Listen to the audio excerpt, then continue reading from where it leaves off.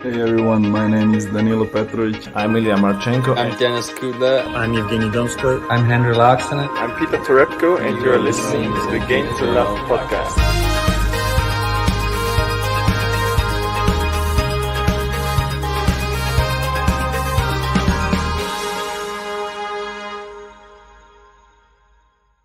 I'm going to just jump straight to it then. I think Rafael Nadal is going to win this year's Australian Open.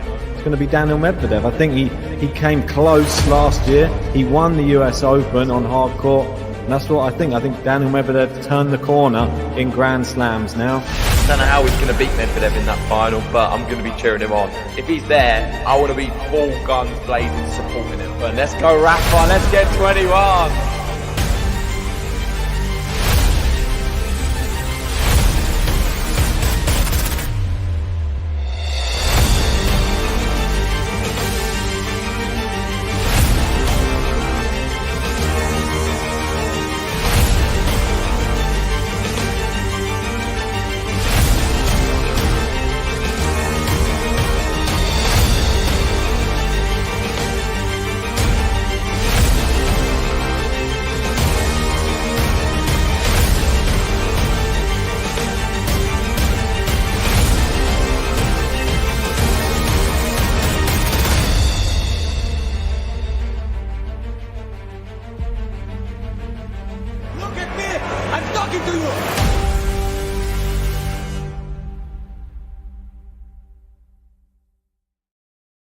Hey, welcome back, tennis fans. Here we are, the day after the night before for us. It is Rafael Nadal, 21 Grand Slam titles, and now he leads the way above Novak Djokovic and Roger Federer after claiming his second Australian Open title in dramatic fashion.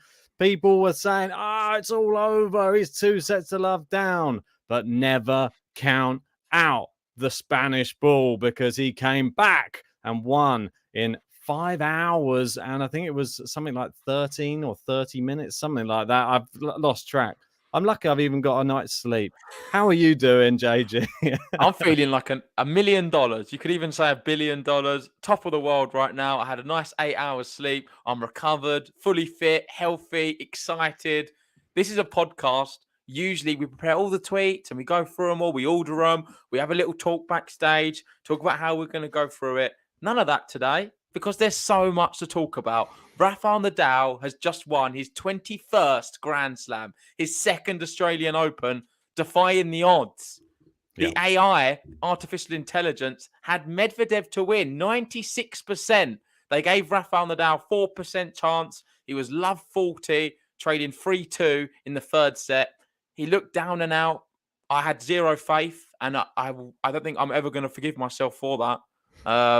I know you schooled me on the stream because you made me look like a complete mug, if I'm honest. I called you delusional, saying that Rafa could win in 5. Look at me now. And I tell you what, it's taught me a massive lesson in life. We're going to get into the tennis, but let's just talk about the fundamentals of what's happened. He come back from a position it didn't seem feasible to be able to win the match. And he did that. So that should, if people can look at that and take that into all their walks of life of never giving up, never die attitude, then I think you're going to always do well in life. Yeah, and fighting to the end is the key here. Like, he's never, ever out of a match. And that was the thing I kept reiterating in that final. If you think Rafael Nadal, even if he was 5-love down with facing 3 match points in the third set, he's still in the match. And that's the thing with these. And that goes for the same for all those big 3 players as well. They're there for a reason. They never give up. And we just got to see the prime example of it. And I wanted an epic 5-setter. I didn't realize we were going to get one of the most epic finals I think I've ever seen in my whole entire life. I didn't realize Rafa was going to bring me to tears I'm glad you started. Let's start with that. Was you actually crying? Because it's all a bit of a blur to me, but it sounded like you was fully crying. Yeah, on the man. at match point. It was not even just a match point. At 2 sets all. Yeah. I think I lost when you hit the intro. took me through everything that Rafa's actually been through to get to the tournament. And I actually started to really feel like I have that same. The only time I feel this same way is when I've seen like Andy Murray and his horrible journey that he's been on and that type of thing. And when I see him on court breaking down, it really gets to me. Like when I see Andy Murray getting that, and I don't get that with many other players. And that was the first time that I actually felt something like that for Rafael Nadal. He sort of turned me in that match. And there was a piece of me that I was like, oh my God, I'm actually, and you heard me, I'm like, he's doing it.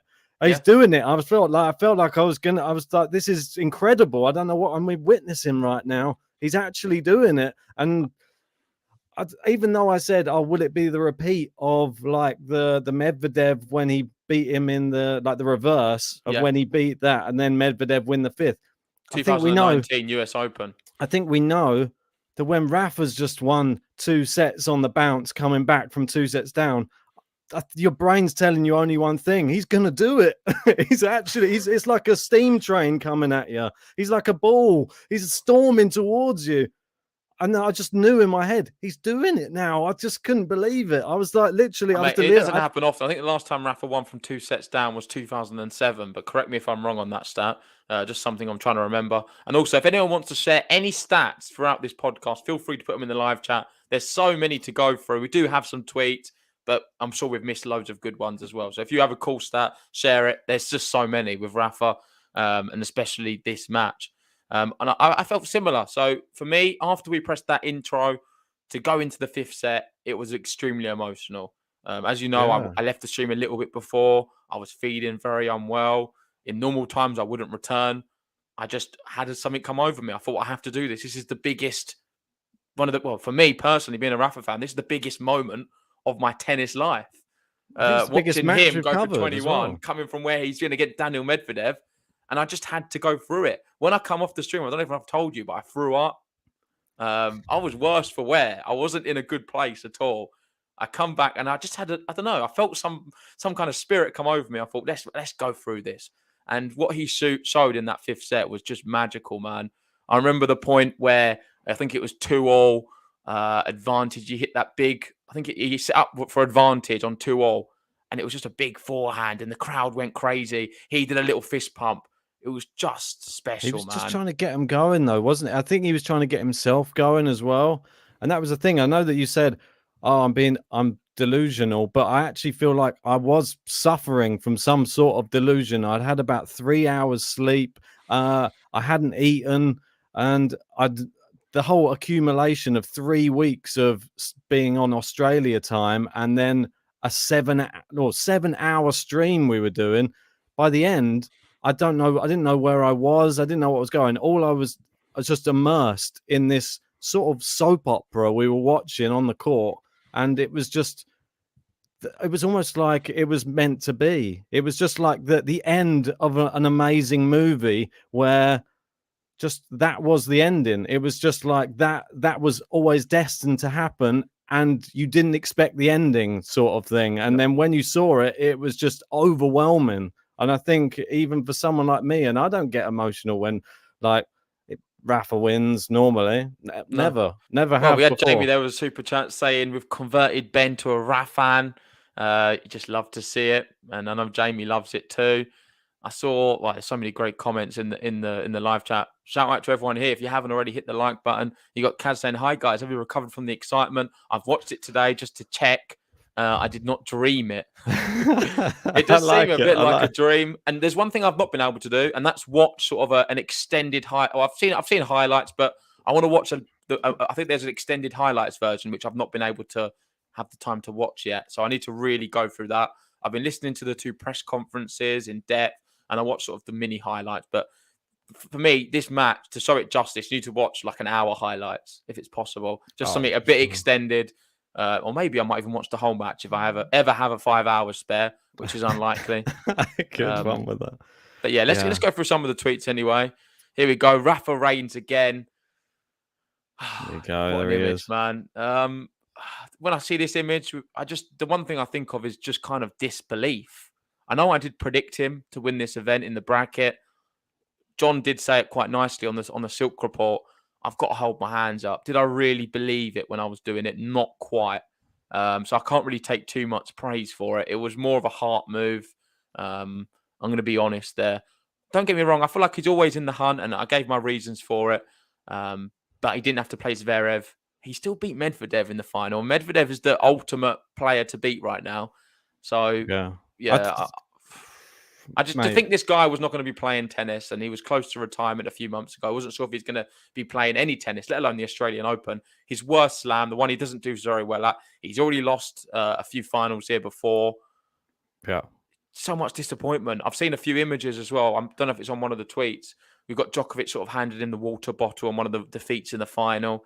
And then the other final where you got, I think the more recent one, was it 2017 with Federer there, while he's talking, and you can just see like a very sad Nadal in the background. This time it was Medvedev who was to be sad. Yeah. And we will be talking about Daniel Medvedev because he told a very interesting story in his press conference. But let's save that for the end of the podcast. Let's talk about Rafael Nadal. We're not going to focus too much on the tactics and all the analysis of the match because I feel like we'll be here all day, if I'm honest. We'll drop in some bits here and there.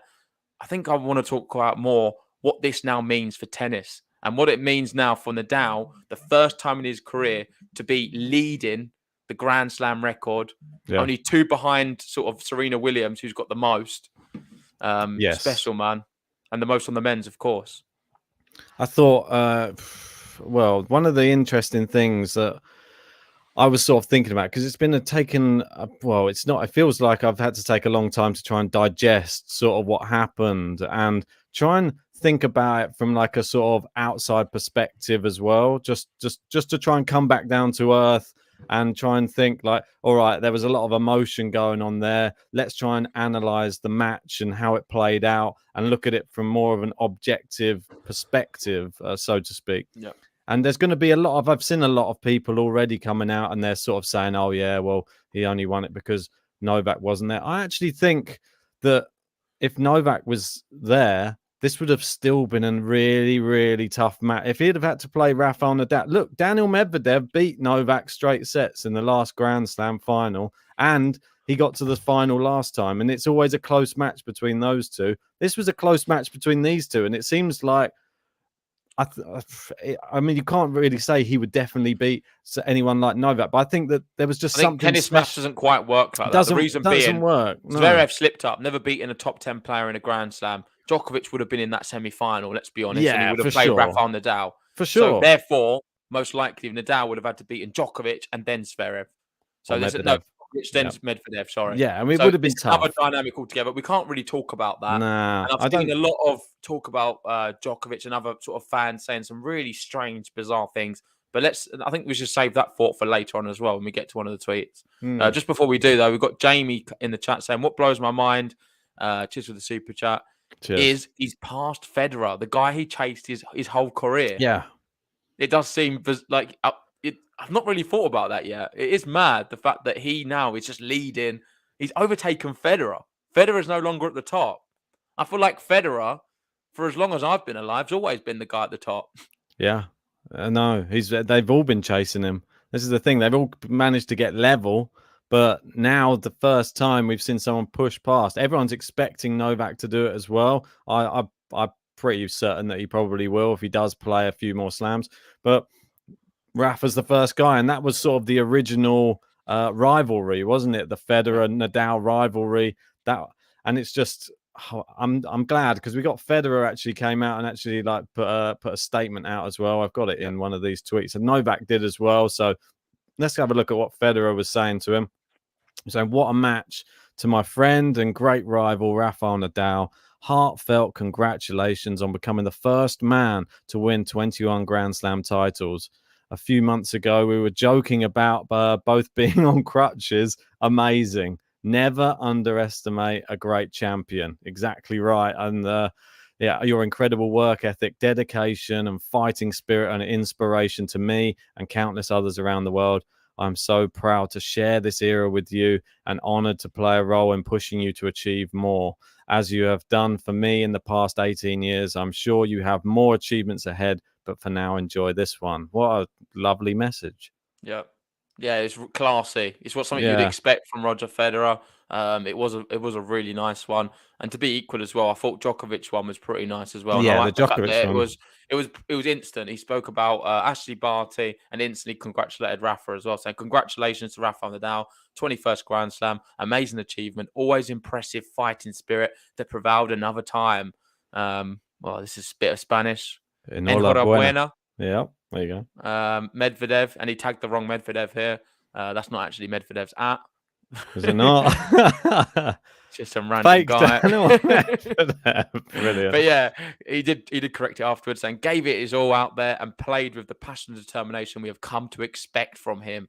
And listen, Medvedev's going to be in these situations many times. Unfortunately for him, it's his second plate in a row in Australia, and he just didn't seem too pleased. He's not someone who takes defeat very well, and we saw that in his press conference as well. Just seemed very bitter and angry about it, and talking about a lot of external factors. On Rafa there, though, what sort of emotions must be going through his mind on the brink of just not sure if he can still play? He gets out there, wins in 5. And Medvedev was also saying on court, "Are you not tired?" I think he was surprised with how Rafa fought back. Like it kind of really took him back and shocked him, because you got to remember with Medvedev, when he goes up in that situation of 2 sets up, really looking comfortable, the younger guy, he must have thought in his head, you know what? I've basically done this now. And I know you can never really think that playing tennis, especially get against one of the big 3. But I think he did at one point think, I've won this, you know. He didn't believe Rafa could get back, like all of us didn't. The only man who I feel believed it was probably Rafael Nadal. And that's why he said that really brilliant quote. I know he swore in it as well, along the lines of, can you remember it? I know John Silk said it. I don't know if I've sent it. It was a really good quote. Let me know in the live chat if you've got it word for word. But he was just talking about, I just don't have it. I'm not sure. I did send it to you. Not sure if you've got it. I can try and bring it up on another tab. I don't want to just start flicking through all of them. That's all. I know it'll just start looking very messy. I just think that I agree with you. He's probably one of the people who knew he could come back. I do slightly agree that Medvedev may have taken his foot off the gas a little bit. But I don't think he necessarily did big time. I'm not even saying that. I think Medvedev's level didn't really drop massively. We saw a few uncharacteristic errors, but that happens in tennis. I thought Medvedev was amazing. Yeah, he was incredible. Here we go. 12 travel 21. Cheers, mate. Saying I might lose, he might win, but I can't give up. Yeah, definitely. No giving up is Rafael Nadal down to a T. Absolutely love it about him. And that just doesn't go just for this match. That goes for his career in general. And that was the one thing leading up all the way through, even when we did the draw preview, that type of things before the tournament. I've just been so impressed, and I've said it many times over and over, that he is just a role model for somebody who proves that you can be injured, you can be out the sport for quite some time, and you still can come back to the top of the sport again. And I think it's just admirable that he's earned it. And no one can deny the fact that Rafael Nadal's worked his socks off his whole career to try and be at the top of the pile. And finally, he has got the most Grand Slams. And it's due to hard work, nothing else. Yeah, agreed. Cheers, Jamie, for another super chat. He says, Cheers, guys Medi struggled with this tournament, but both trained by Tony Nadal. Coincidence? Of course, Felix and Rafa.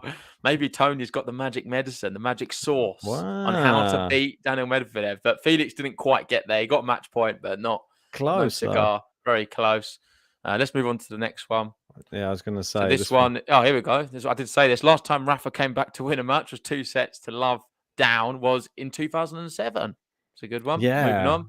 Yeah, then 2007. Yes, this one. This one's Ricky Diamond saying Rafael Nadal winning a record 21st Grand Slam title at 35 years old, coming back from 2 sets down, 3-2, love 40 in the third.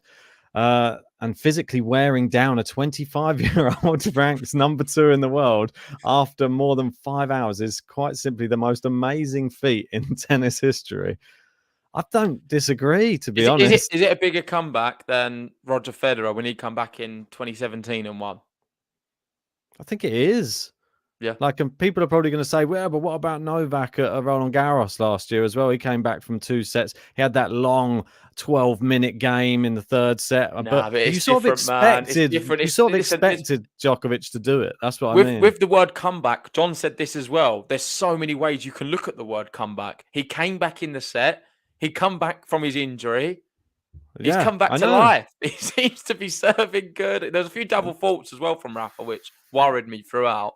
I must say, they come at some dodgy times, just still found a way, and it's There was just never like astonishing. a dropped level for a long period, though, and I think that was the key in that match. Is the first set he didn't look particularly great, Rafa. Fair enough. Second set, slightly better.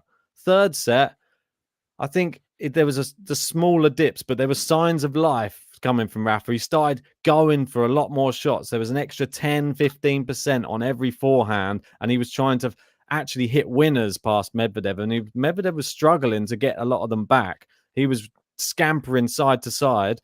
And once he managed to grab that set after that losing position, there was just that feeling. It was like there was a flame that was ignited inside him. You just saw like that, right, it's on now. I've got 1 set. I can definitely get another set if I've got that set. It's just point by point, game by game. That's how he played it. And it worked perfectly. And he just didn't. Medvedev massaged like after every changeover. Rafa's there jogging back out. I think that was mind games though, because he was dead on his feet at the end of it. But do you think he was even said afterwards he struggled to celebrate because he was so tired. But think how much mental strength that takes just to try and put your opponent in, like, put your fatigue aside just to say, I'm going to pretend I'm fitter than you to get in your head, just to jog out onto court when you're getting massaged. It's inspirational, man. It's a reason it's going to push me on for my whole life. I'll never, ever forget Rafael Nadal for as long as I live. I'm sure a lot of people are the same. And I'm using him as a tool of motivation for every walk of life. Just some of the other comebacks, man. If you go back to that tweet, we've got Leon here, Serena 2007 Australian Open. That was another big comeback. And then Roger, the one I spoke about in 2017. No, this is the last tweet. Here we go, the comeback one. Yeah, so Roger faced 4 or 5 opponents from the top 10 in 2007 Australian Open. Don't get me wrong, they're both valid, and that's why I asked Ben the question, what he thought. I know he's a big Roger fan, but he's gone for Rafa. I told you, he's a Rafa fan now. You can't change him. He's going to be supporting Rafa Nadal in every event going forward. I've already sent him my Rafa T-shirt. I've signed it for him. Signed it. And he's a full-out Rafa, and he's changed his bed sheets to all Spanish flags. He's vamosing after every sentence at work today. He's a new man, new Ben. No longer boring Ben. It's now Rafa Ben. Oh, mate, don't. I think we're going to be on your bandwagon. Oh, ridiculous. I'd say, even if I am a bigger fan of Rafael Nadal, there's no way I can ever eclipse your fandom of Rafael Nadal. That is still right at the summit of the Everest of Rafa fans, that's for sure. I thought it was quite interesting. There was I was doing a little bit of research before this, only to find out that Medvedev, not the only Medvedev to have lost from 2 sets up in a Grand Slam final. Andre Medvedev lost to Andre Agassi from 2 sets to love up in the French Open final in 1999 as well. So Andre Agassi defeated him there. So that's quite an interesting stat. I thought another Medvedev suffering some pain in a Grand Slam final again. Very interesting. That's why we have you on the podcast, Ben, an older soul to bring some of the older stats. That's it, mate. Bit of the Agassi there love. Go. 12 Trouble Twin, I'm bringing it up as well. Let's move on now. And we've got Jamie saying, Ben's even going to be writing a Rafa song. On the Rafa song, Ben was telling me earlier, I'll let him talk about it, but he said he couldn't stop thinking about anything else. But lyrics, he was so emotional. All he wanted to do was write lyrics and get a song out. So I can confirm a Rafa song will be coming very soon. It's coming. It's going to be, I don't know, it's an emotional, sort of inspirational style song. So just, get a box of tissues by you, just ready for that one, because it's going to be a bit of a tearjerker maybe for some. Hopefully, if I can get a good edit on the video as well, there'll be a lot of Rafa fans out there. They'll bring all the emotions back again. So, right, let's move on through these. Oh, this one, really nice photo. Yes, listen, I don't think you need to speak. I know it doesn't really work on a podcast, not speaking, but I'm hoping there's no audio listeners for this one because you just need to see the photo. Him and his dad embracing, brilliant stuff. He's always got a lot of things, nice things to say to his dad, and he's always been a real sort of pillar of support for his whole career. Yeah. I saw he was also FaceTiming. His dad was FaceTiming his mum, showing him the emotion as well, which was great. So yeah, it's a family effort, and you need a strong team behind you to have all these successes. And he always talks about his team and the importance of everyone in the backroom staff. Yeah, and possibly the only person more tanned than Rafael Nadal as well. So that's an interesting thing from the picture. look at this. He looks even. I thought Rafa, no one could get more tanned, but apparently his dad has proved him wrong. So that's such a lovely picture as well. I absolutely love like these parts of Grand Slams, like when you get to see some of these photos that get taken. We saw it at one of the last ones when we saw like Djokovic embracing with his kids in the crowd. That was the Djokovic one at Wimbledon. I thought was quite emotional. Yeah, I liked Iga Swiatek when she won Roland Garros the first time. That was pretty cool. Yeah. Had me a lot of goosebumps. And we've got another stat. I know people are sending stats in. I do love a good stat. Yep. And her here with a super chat. Thanks, mate. Saying Nadal, the second player in the Open era to do a career Grand Slam at least twice after Djokovic. Wow. So only him and Djokovic now won all the slams twice. There's been a few butthurt Djokovic fans, and I think you just got to understand and appreciate greatness when you see it. I don't like that. As much as people say, "Oh, you always go against Djokovic, you go against Federer." If they do something great, I always do congratulate them and have good things to say. Look at last year, Djokovic, best player on the tour. He almost won the calendar slam after the US Open. All I could do was really congratulate him for a brilliant year, and by far the most impressive player and the best player in the world last year. He was so good. Medvedev ended very strong, and he's sort of come into his own this year as well. But you've got to just put your hands up. If you're a Djokovic fan, say, you know what? Rafa played incredible. Fair play to him. And I've just seen so many people like tweeting out all these different stats and these Djokovic fans saying it doesn't count and it's an asterisk slam. Just go cry somewhere else, man. I can't be dealing with it. Unless Djokovic himself says it. It's disrespectful to be honest. I don't think that. I think if you're a big fan of Djokovic, then you'll follow everything that Djokovic says, surely. And if Djokovic himself doesn't say it, then I don't think you've Mate, got the right they've been extremely salty, a lot of people. Not everyone, for the record, but quite a few. Yeah, I know, but this was Wimbledon last year an asterisk slam. Rafa didn't play that. Like, this is what I mean. Like, how far are we going to go back and say asterisk?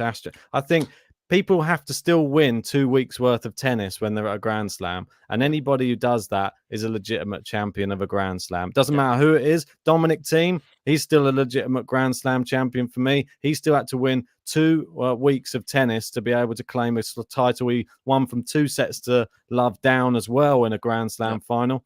I think he's well deserved of it too. But people wondering why we're bringing up that Dominic Thiem final, because it was behind closed doors, just for the record. We've got Fifi here with a super chat saying, imagine how many Grand Slams Nadal could have added after all of his injuries. Did he miss at least 7 Grand Slams? At the age of 35, Nadal completed his legacy. Yeah, I mean, even if it was the last one he ever won, I think he could retire happy like now, and it would just be like incredible. Like he's completed it. That's it. Like, but I think he won't. That's it. We don't want him to. Obviously. No, obviously, he's never going to keep playing. So, well, he said as long as he's got. Are we going to see you at the Australian Open next year? He says, I hope. So let's wait and see with that. But on the injuries, we know he's had injuries worse than a lot of other players, but we can't really use it as too much of an excuse. I know I always go to that well a lot of times, especially when Ben winds me up. But you've just got to understand what he's been able to do with 21 is a remarkable achievement. There's no God-given right that if he wouldn't have been injured and then ones he lost, he would have won. So we can't never really prove that. As much as you had said he was the favourite, he was playing great up until that point, we don't necessarily know he would have won anyway. I think personally he would have given it a good shot and had a better chance. We know that. He's still done what he's done. And if you're looking at the Grand Slam records in terms of percentages, he's now, he's won 21 Grand Slams after entering in 63 Grand Slams, which is a 1 in 3 strike rate. Pretty outstanding. I think it's got to be the best, surely. I don't think Djokovic is the best, and Federer have that. We've got Gary saying, hey guys, one thing for sure, if we all put down our swords over the GOAT debate for a moment, the events in Australia just made it all a little bit more fascinating. Rafa is back and Novak will be too. We know Gary is a big Novak fan. And this is sort of echoing some of the thoughts you were saying off stream to me earlier today, Ben, regarding the GOAT debate and how you would rather judge it when they all retire. Is that right? Yeah, definitely. Yeah, I think that there's no everyone has to agree on how you're going to judge it first, which I don't think ever anyone will actually agree on anyway. So at least if everybody waits until they retire and then they can decide upon all the stats, all the statistics, once everybody's finished their career, and then you can say this person, I believe, is or isn't. But until then, they're all still playing. Like, you can say, oh, the greatest of all time. But if Djokovic goes on and wins another like 10 Grand Slams, he's the best. But if Rafa goes on and wins the calendar year slam, is he the best? Or like, they don't know. Like, there's all these variables. You can't say here nor there at the moment. I think just appreciate the fact we've got some of the most ridiculous sports people that the world has ever seen in the whole history of the planet playing at the same time. And we're going to possibly now have one of the best Roland Garroses we've ever seen. Djokovic is going to be coming back. We're going to be there. And you could be too, because you've got 2 hours to enter our giveaway until we're going to be announcing the winner. I don't think we're going to be doing it tonight. We'll be doing it tomorrow, most likely. We need to prepare for that and edit a little button or whatever. But make sure you enter. You've got a chance to win 2 Roland Garros tickets. All you have to do, subscribe to Game to Love and enter the giveaway using the link in the description. I don't think it's in the live chat, but I'll pop one in there. You can enter that. Plenty of ways to enter. And this is honestly going to be the last time we ever press this button. So don't worry, everyone who's heard it a million times like me and Ben. This time we're bringing you a giveaway, Roland Garros 2022. We have 2 grand public tickets going on offer and you can be part of it. Make sure you are subscribed to Game to Love. And secondly, follow the link to find out all of the ways you can enter. They include following us on Spotify, following on Twitter, joining the Patreon. That's another one where you get a few entries. 4 days at Roland Garros. That could be the final, the semi-final, the quarter-final. To clarify, that is 2 tickets for 4 days at Roland Garros, seeing the very best tennis talent. Yeah, so make sure that you get your entries in by the 31st of January 2022. And good luck. May the best man or woman win. And hopefully we get to see you out in Paris very soon. Exciting Oliver stuff. Tone, last time we hear the giveaway video, I think he's relieved. I am as well, because I'm sick of hearing my voice on it. We've got Millerad asking a good question. Guys, you still haven't touched on how you both thought Nadal tires in a 5-set match. He did it yesterday. That was I can't explain it. I don't know if Ben can. I don't know how to physically explain everything we said in the build-up to the match. I understand why I said it. And I think pretty much everyone was echoing the same things we were saying. We believed he would tire in a 5th set. All you had to do was look back at the Shapovalov one. He was tiring in the 3rd set. Yeah, I know. That's the crazy thing about it. Is that it's almost like, was it just the heat stroke? We don't know. Like, was that the reason that he was playing the way he was playing that day? Because it was so hot. Because he couldn't handle it. Maybe it was just the conditions of the day, and it was just a one-off blip. But it's I've not seen anything really since post-COVID. We saw him against Djokovic as well at Roland Garros. He couldn't handle the endurance of that physical battle. Obviously, his foot was playing up as well. Yeah. But every single part of me thought, the longer this goes on, the more it's going to favour Medvedev. How wrong was we? Oh, I think in this situation, all I can do is put my hands up and say I was wrong. Yeah. I was simply wrong. Totally right. You're totally right. And I'm happy to be wrong as well. We're both wrong. wrong. I've never been as happy to be wrong in my life. Even during the match, I was like, well, we all know that if this goes into a 5th, it's going to favour Medvedev. Well, it looked like he was the only one getting massaged, and the one, he even said it in his post-match press conference. He's like, I was starting to feel pretty tired in that 5th set. So, and Rafa somehow just the mental edge, I guess, just got him through. Right, I'm going to keep going through 12 21 just saying Djokovic 20 out of 66. Pretty good. It's pretty impressive as well, but not quite Rafael Nadal. Not How many times we're going to hear it? No, I'm just But- listen. He's not got many records, Rafa. So let's give him the odd one. Maybe we'll bring up the Olympics as well. He's won an Olympics. Add that to the debate. Oh no, here we go. Have you noticed I've not said anything about World Tour finals? No, He's not won any. no. Doesn't like his indoor hard, does he? Much.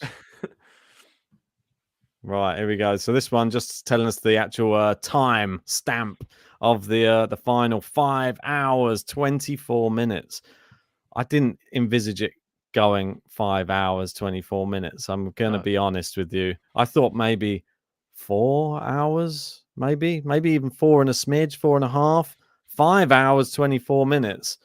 I don't even think I'd realised what was going on by the time it finished. It was nearly like getting dark here. Like I've been up on the stream since 7:30 in the morning, and then it was like nearly nighttime by the time it finished. What was going on? I know. The whole day was just consumed, but it's not a bad one to be consumed by. Oh, it's amazing. It's even after it finished, I just couldn't really switch off. I had so many people messaging me and asking me about it and what I thought, and I didn't really know what I thought because it wasn't extremely emotional. It was a real roller coaster of emotions, and I'm just so happy he was able to close it out. Another question I was asked is, at what point did you think Rafa was going to win? There was the point 2-2. was at what point did I think Rafa was going to win the match? It was honestly after the match was done. There was not one single championship point where I thought this is going to be the one he wins it. I thought Medvedev is always dangerous. And we saw Rafa serving for the match. He got broken. How about that for drama? Like, it didn't even end. It wasn't even straightforward at the end. He was serving for the match and got broken. And everyone's then saying, oh, is it going to be tie break? Is Rafa going to get broken again? It was just an absolute shambles. We didn't know what was going on. Well, we missed a button, didn't we, at the end? He finished on a game to love. So that was the way it should have ended. Game to love should have been the way it should have ended. Press it now if you like. We can have it as we missed it from the final. The last button missing from the final. Well, here we go then. There's the game to love we missed in the final.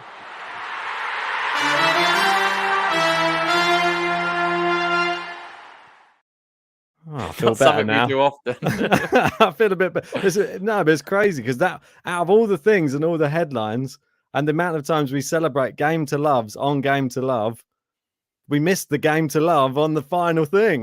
Because it was just so. Yeah, but I don't think it was that drama. important, Ben. Man, I don't know why I think you've become too obsessed with the game to love buttons. Well, our channel's called Game to Love. Can't help but be obsessed with it. I'm surprised no one pointed it out to us. They're normally so good. Another great stat. Jamie Drummer in again, saying the biggest gap between winning individual slam events, first time and second time, 13 years. Amazing, isn't it? Wow. I still thought it was crazy. It's more than 13 years. No, it's 2009, so 13. I feel like it's longer. No. 2009 to 2020. It just sounds weird that you say 2009 single digit, then 2022. Just sounds very crazy that it's that far in the future that he's won it again. And there's been No, but I'm talking. I thought you meant. Sorry, I understand what you're saying now. From Grand Slam to Grand Slam, 2009 to 2022. Yeah. Amazing. I mean, that statistic alone is just ridiculous. But the one I was thinking of is the fact that it is now 17 years since he won his first Grand Slam at Roland Garros, 2005 to 2022. I mean, 2005. I'm not going to give my age away too much, but I wasn't really too involved in tennis at all. I used to obviously watch a little bit here and there. I'm sure I knew who he was, but I don't know. It's just a different generation. He seems to he's still doing stuff when there's no right for him to be doing it now. How crazy. Because I was going down and looking back through all of these amazing comebacks from 2 sets to love down. I was just trying to have a bit of nostalgia. This one, mate, you'll think this is crazy as well. In a Miami Masters final in 2005, back then it was 5 sets for the final, and Roger came back from 2 sets to love down against Rafa and beat him in 5 in the Miami Masters final. So there's just so many epic, and that's 2005 as well. We're going back, keep going back.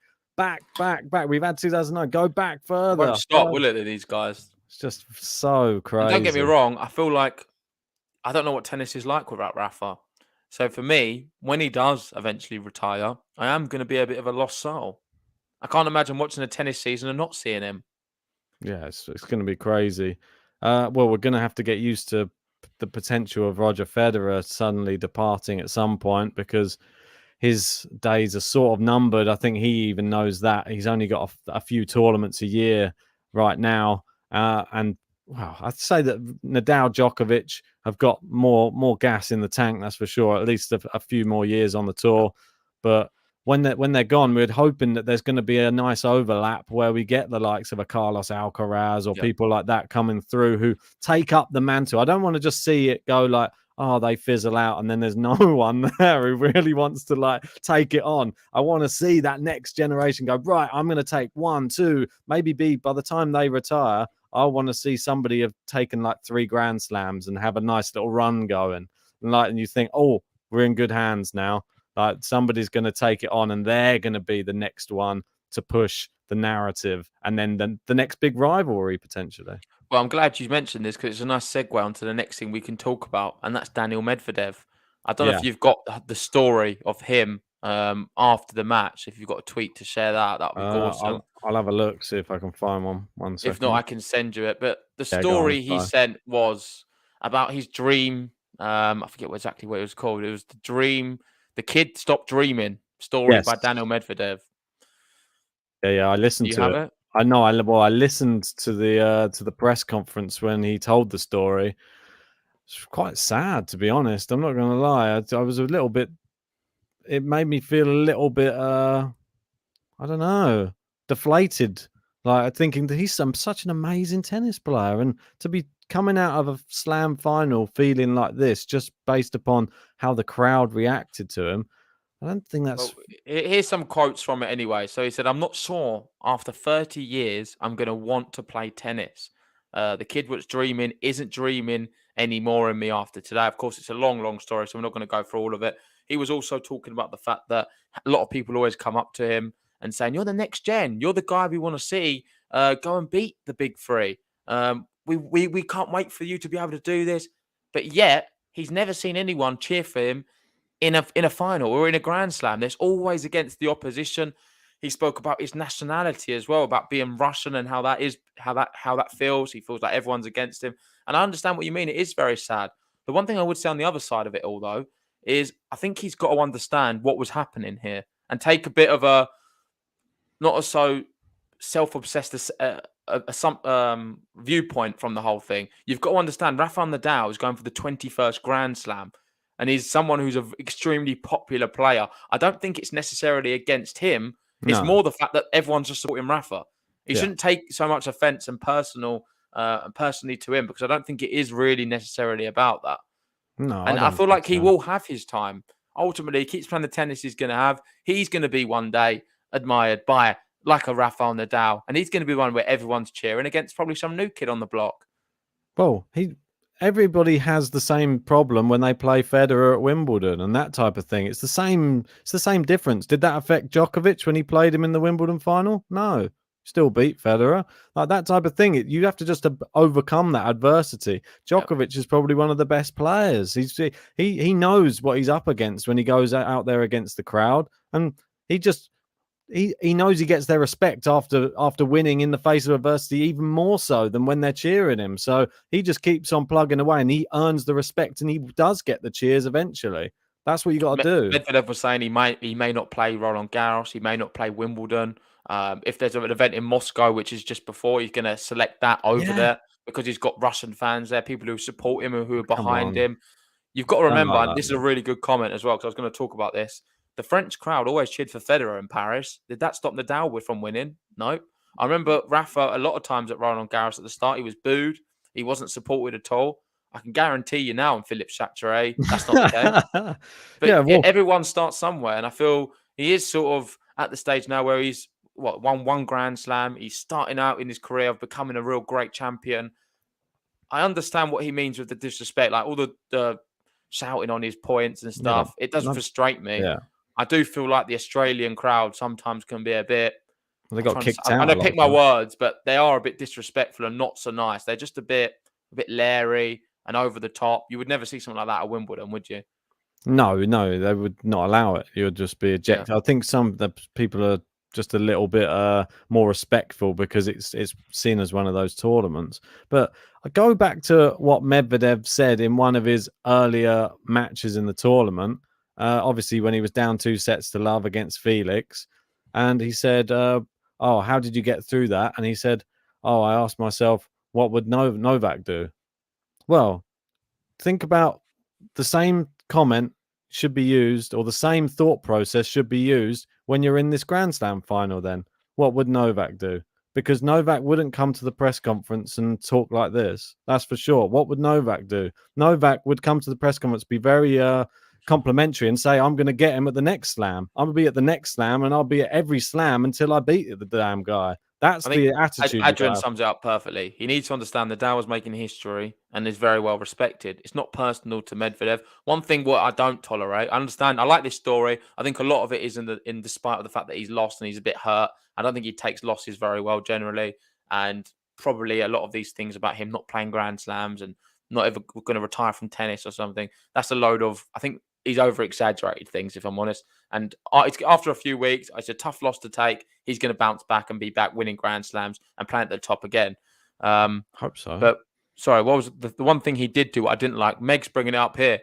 He was captured on the camera when, I forget who was talking. There was that lady talking. Do you remember before? Yeah. Do you know what she was? I don't know. I don't know who she was. Someone let me know who she was exactly. But he was mouthing boring as she's talking. I thought that for me was a bit not very nice. The crowd were all cheering and supporting Medvedev. The words she was saying about him was really nice and genuine. It didn't feel like they were just palming him off as a runner-up, giving him the play and saying anything. They were giving him the respect he deserves, and yet he stood there and was disrespectful, just saying boring and stuff. And that really sucked. I didn't like that at all. That was the Tennis Australia chief. Cheers, John. Yeah. So yeah, I don't like that type of thing. Like you said, it's some people have different ways of coping in these situations. He seems to laugh off a lot of the situations, but I think it's masking over. Like inside, he was obviously hurting a bit, and he just wanted to get off the court, and that was his coping mechanism at the time, by the looks of it. And he's come out and he's admitted his wrongdoing. Maybe he'll do the same again on this thing. He'll take a bit of time to reflect and think, oh, what was I doing again? I probably messed up again. But I don't think we can beat him up too much. No, I mean, cut the guy He slack. just lost, and he's after playing 5 hours, however long, as he's well. put in front of a camera and forced to ask questions about how he lost. You're never gonna get a great answer, and I'd hate to think some of the things I would say in that moment. He'll be back. He'll be back, and he'll be winning a Grand Slam again. That's for sure. Cheers for the super chat, Vanch. He's saying a win is a win, a big win, but it's hard to ignore that Novak wasn't allowed to play. Different than Roland Garros 2020, where he faced Rafa, nor did he lose or get injured. Med's comment shows how strong Novak is. So let me just talk about the last thing he said there. I agree. Med's comments do show how strong Novak is, because he has had to go through all of this adversity and yet still win titles. Some people say, oh, that means they're worth a little bit more. He's able to do it in the face of adversity and win against crowds. And I'll say fair play. You've got to respect Novak Djokovic for his attitude and his competitive spirit as well. He's another one on the court. He fights to the end. He fights against the crowd. And he plays in real pressure moments. He's a mental giant. The first comment, though, saying about it's hard to ignore that Novak wasn't allowed to play. Novak was able to play. All he had to do was get vaccinated. That was the rules before the event. I don't want to get into all of this, but if Novak really wanted to play, he would have been vaccinated. If he doesn't want to be vaccinated, then he was never going to be able to play. I know Tennis Australia and all the other mess-ups and everything what happened, and he was given some false hope to show there. I agree, that's terribly wrong, and it is a bit of a political play. But ultimately, if he really, really wanted to play, he would have probably put away all of his other personal beliefs regarding the vaccine and just played.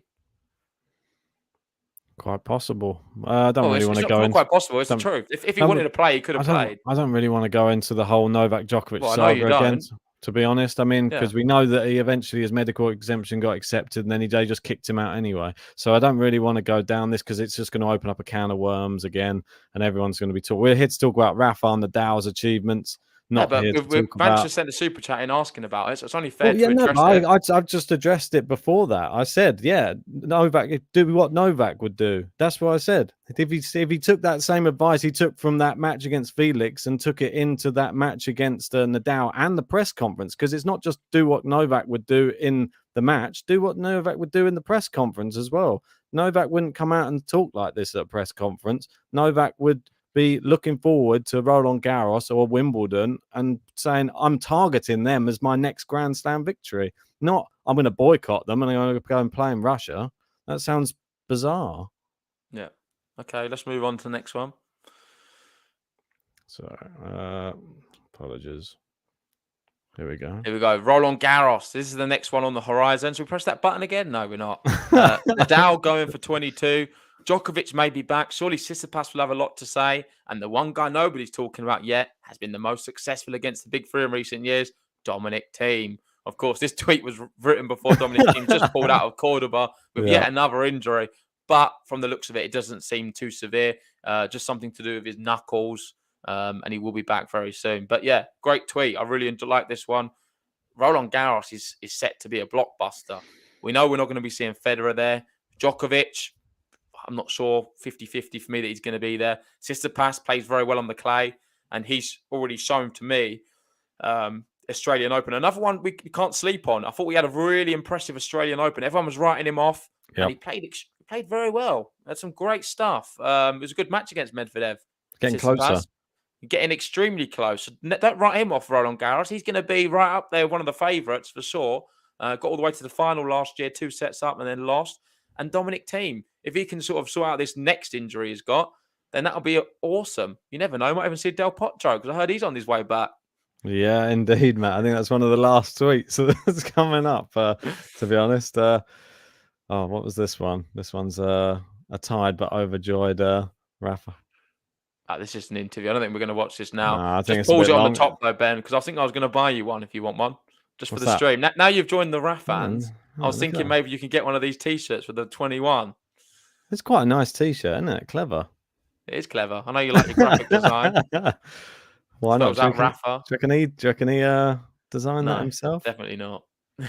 And the question is, did he have that made up before the match? Is that not a bit of a bad omen? If so, yeah, but you've got to with these had a whole box of T-shirts with 21 on, and he was like, "Oh no, when are we going to get?" Maybe he had them out from a while ago.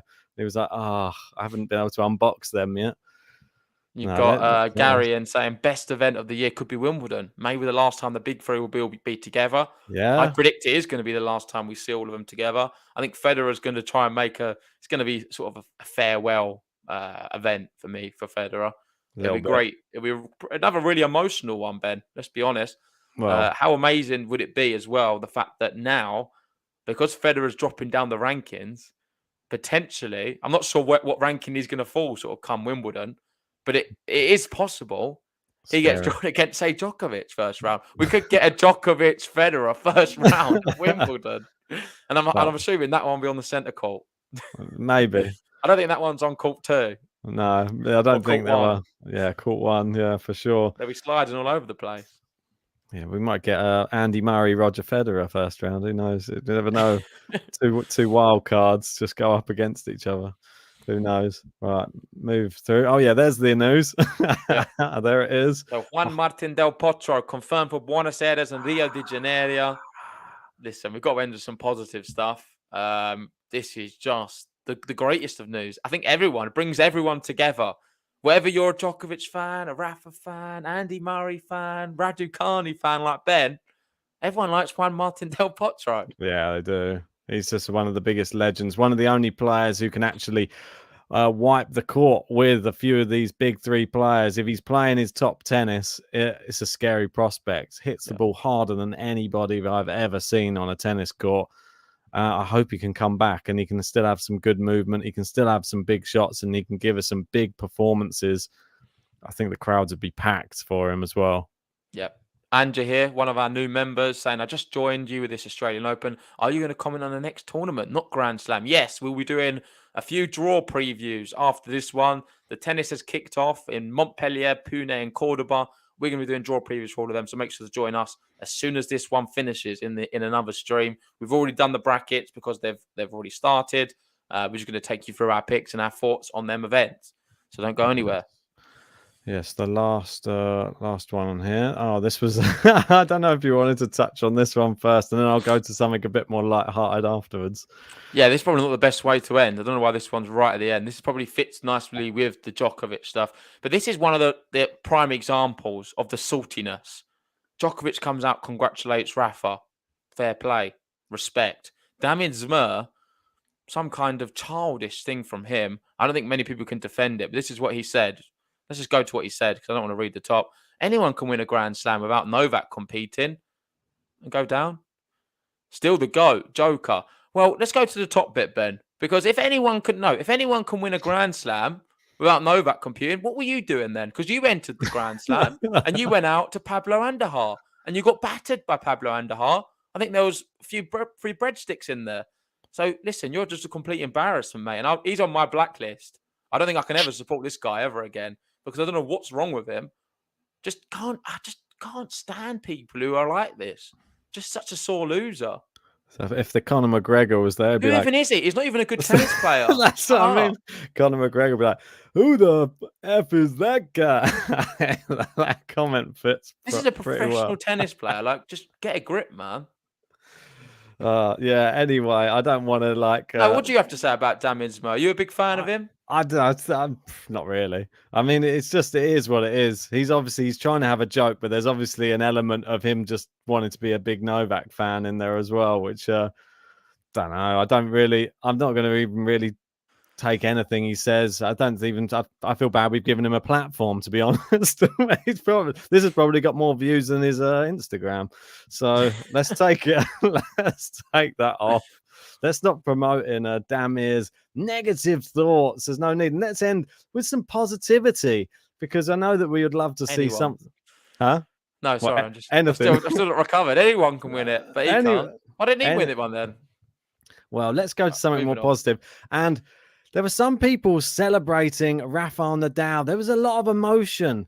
But then there was this one celebration that started trending of somebody who looks even more emotional than JG and myself, and it was this guy here. He seems to have I'm not sure, find me a bigger Rafael Nadal fan for the winning moment. So I'll turn the volume up so you can hear it as well.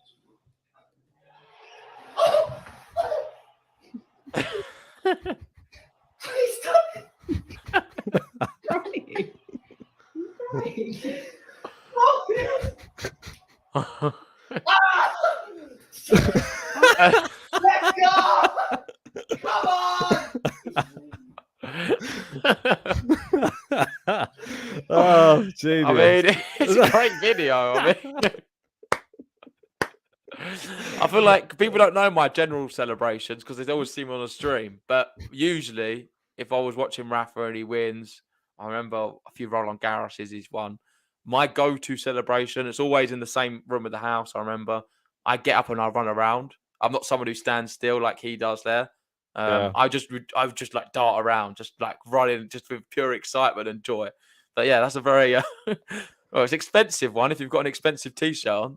Yeah, hopefully it was one of his cheap one of his worst ones. I think the most that I've gone with celebrations at home would be punching a sofa with joy to the point where it's just pulverized. I don't know. It was just, I remember doing that. I think the last time was probably, this shows how old I am, when United won the Champions League in '99. I think I went absolutely stir crazy with that one. That was ridiculous. That was almost like that Rafa win. It was so unthought of that it was going to happen. But yeah.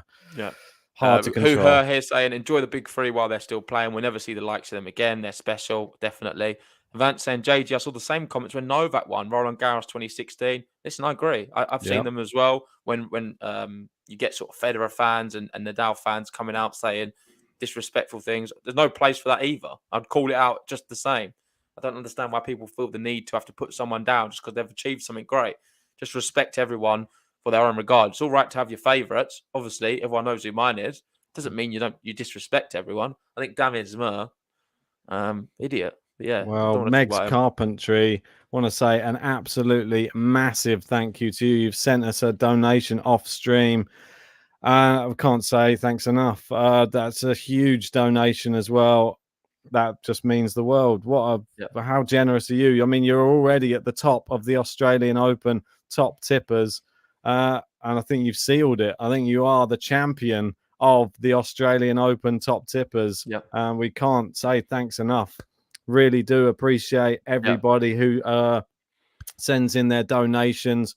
It really does help the channel grow. And obviously, as you know, myself and JG, our laptops are pretty much at the end of their life right now. So this will all be going back into the channel to help us create more content for you guys. Yeah. I mean, the Australian Open's actually burnt out my laptop completely. So I will have to be buying one extremely soon. So I appreciate that a lot, Meg. Means the world. So, well, JG, if you want to end on a positive, some positive stuff, here you go. Here's the donation. And through PayPal, so YouTube don't get the 30%. Wink, wink. Wink, wink. Absolutely. Any off-stream tips we really do appreciate. So cheers everyone who does that.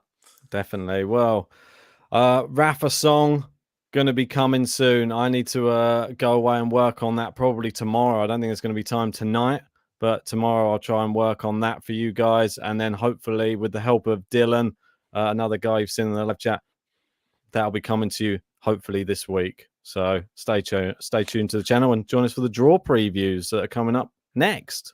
Yep. I mean, is that it? I'm so sad. I feel like we could do another hour, Ben, on this. I've got loads of other tweets if you fancy it. I could talk about Rafa all day. We'll do part 2 if you want tomorrow. Just count up the Rafas, just to make sure, because I was hoping we had 21 on screen, but we don't. 1, 2, 3, should have done that. 6, 7. Should have told 14. me. 14 Rafas. That's a Roland Garros. Yeah, let's just Roland Garros. Long time ago now. But yeah, we'll leave on that note. Cheers everyone who joined us. Rafael Nadal has won 21 Grand Slams, 2 Australian Opens. Just incredible. There's one more matches now on hardcore as well. Just flying through it. Listen, nothing left to say. Make sure you like and subscribe. Enter the giveaway as well. That's going to be expiring in 1 hour, 20 minutes. See you on the next podcast very, very soon. See you then, guys. Cheers, guys. I'm going to just jump straight to it then. I think Rafael Nadal is going to win this year's Australian Open. It's going to be Daniel Medvedev. I think he came close last year. He won the US Open on hard court. And that's what I think. I think Daniel Medvedev turned the corner in Grand Slams now. I don't know how he's going to beat Medvedev in that final, but I'm going to be cheering him on. If he's there, I want to be full guns blazing supporting him. But let's go, Rafa. Let's get 21.